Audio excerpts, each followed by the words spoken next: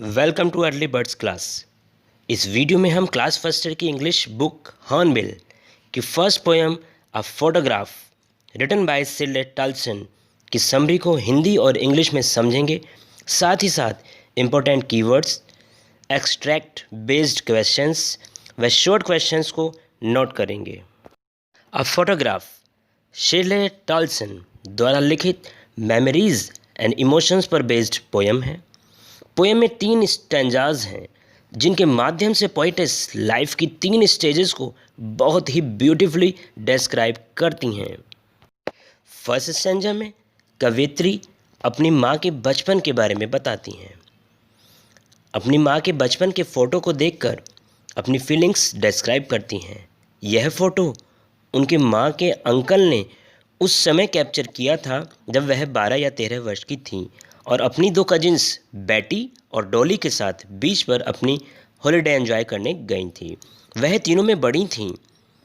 दोनों कजिन्स ने उनके हाथों को पकड़ रखा था। उनकी माँ का चेहरा बहुत प्यारा था। वह बहुत खुश थीं, हंस रही थीं।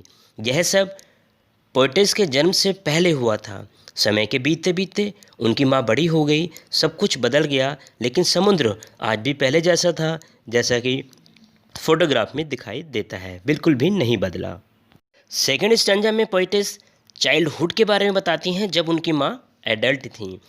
पोइटेस डिस्क्राइब करती हैं कि 20 या 30 वर्ष के बाद इस फोटोग्राफ को देखकर उनकी माँ अपनी कजन्स के साथ हंसती होंगी कि उन सब ने कैसे कपड़े पहने थे और वे बीच पर जाने के लिए कैसे तैयार हुई थी, कितना वो खुश थीं, कैसे मुस्कुरा रही थीं और कैसे उन्होंने वो फ़ोटो क्लिक कराया था। थर्ड स्टैंजा में पोइटेस अपने एडल्टहुड के बारे में बताती हैं जब उनकी मदर उनके साथ नहीं हैं। पोइटेस डिस्क्राइब करती हैं कि पोइटेस के पास कहने के लिए कुछ नहीं है, सिर्फ साइलेंस के। वह अपसेट हैं क्योंकि अब उनकी माँ उनके साथ नहीं है। लगभग 12 वर्ष पहले उनकी मृत्यु हो गई है, सिर्फ यादें हैं। फोटोग्राफ शांत है और उन्हें भी शांत कर देता है। Now summary in English. A photograph is a heart-touching poem based on emotions and memories written by Shirley Tolson. There are 3 stanzas in this. The 3 stanzas depict 3 different phases of life. First stanza refers to the childhood of the poetess mother. The poetess looks at the photograph of her mother, which was taken by her mother's uncle when her mother was 12 years old and had gone for a sea holiday with her cousins Betty and Dolly. She was the eldest among the 3. All 3 of them stood smiling through their hair while the photo was taken. Her mother had a sweet face. All this happened before she was born. Years fled past. Her mother grew up into an adult. They underwent changes. While the sea stood still, same despite the passage of time. Second stanza refers to the poetess' childhood when her mother was adult. Poetess describes her mother would look at the photograph, laughing and remembering the past. She would comment on the dress worn by her cousins Betty and Dolly and herself. In this, she recalls her mother. Third stanza refers to the poet's adulthood when she is not with her mother. Poetess describes now she has nothing to say except silence, as her mother had died about 12 years ago. The photograph is silent and leaves her silent as well. Through this poem, the poetess conveys a message that nature is permanent while human life is temporary. Now the time of extract based questions. मेरे प्यारे बच्चों, questions बहुत easy हैं और summary की help से आप self कर सकते हैं। So do your self. कोशिश करने वालों की कभी हार नहीं होती। Question number first, what does the word cardboard denote? Next question, how many persons can be seen on the cardboard? What was the uncle doing? What can be seen on the cardboard? Who were the other two girls. Who is the big girl? When was the photograph clicked? What does the word transient indicates?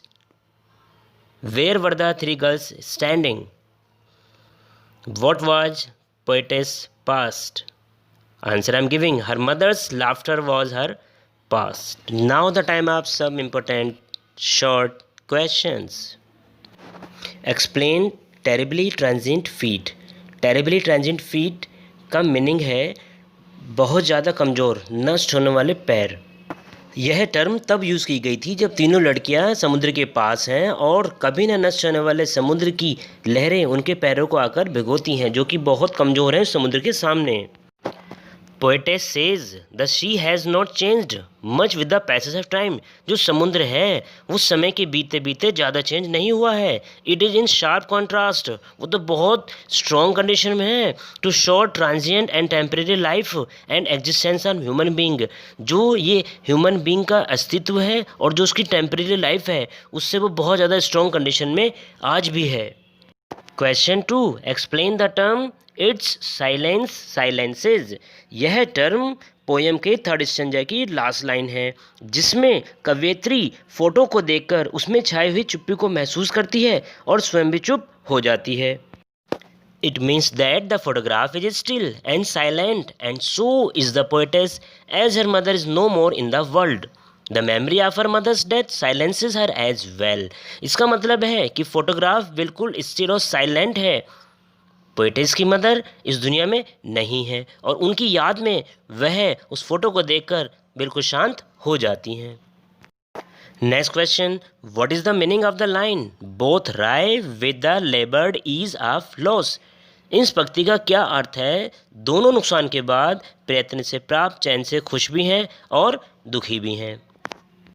The poet's mother is happy in the photograph because she is on holiday at C side.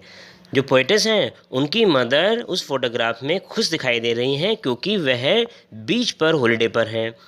The poetess is happy to see the laughter of her mother in the photograph.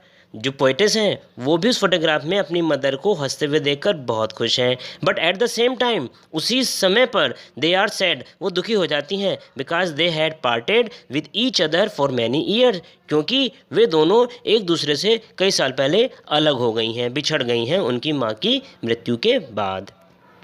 What has not changed over the years. Does this suggest something to you. वर्षों से क्या नहीं बदला है? क्या यह आपको किसी चीज़ का संकेत करता है? The sea has not changed over the years. It suggests the passing of time. Man dies, but nature remains permanent. The three stanzas depict three different phases of life. What are they? तो प्यारे बच्चों, इस question को summary की help से आपको solve करना है। What does the word cardboard denote in the poem? Why has this word been used? प्यारे बच्चों, ये क्वेश्चन ही बहुत ईजी है, आपको सेल्फ ही करना है। Explain the sea holiday was her past, mine is her laughter. जो सी हॉलीडे था वो उनकी मदर का पास था, लेकिन उनको हंसते हुए देखना वो उनका पास्ट है। The poetess compares the sea holiday of her mother with her mother's laughter. जो पोएटेस हैं वो अपनी मदर की सी हॉलीडे को उनकी लाफ्टर से compare. The sea holiday was her mother's past. जो सी हॉलीडे है वो उनकी मदर का पास था। The mother's laughter was the poetess past. और उनकी माता का हंसना वो पोएटेस के लिए पास्ट था, क्योंकि वह अब इस दुनिया में नहीं थी।